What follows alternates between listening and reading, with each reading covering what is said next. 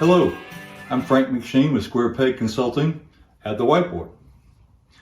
I'm a supply chain cash guide, and these are the components of the business-to-business supply chain as I see it. And there are opportunities to generate more cash in every part of this process. Let me show you what I mean. So this session is going to focus on a portion of the make process inside our B2B supply chain. It's a concept called Takt Time.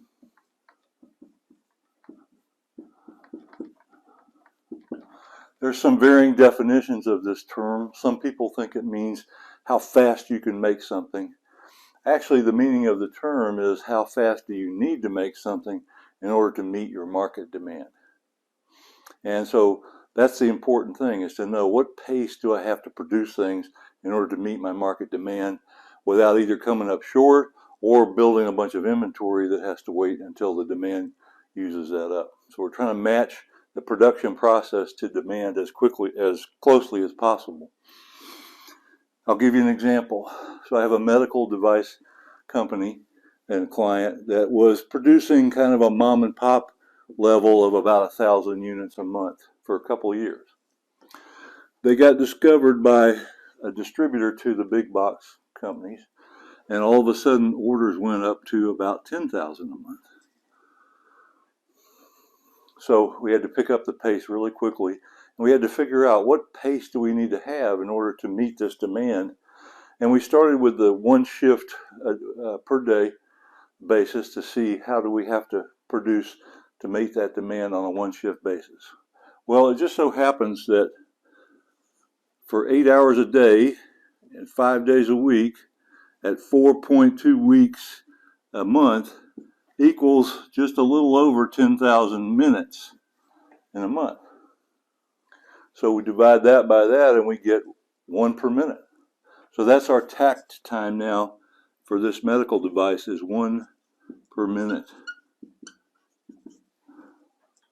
So this is really important to know, because now we have to set up our assembly, or in this case an assembly process, but any production process, to meet that pace, the 1 a minute pace. We don't really want to go any faster than that.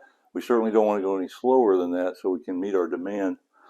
And so when you start looking at an assembly process of steps like A, B, C, D, maybe a 5-step process here, what you want to do is find out what is the current time each step takes.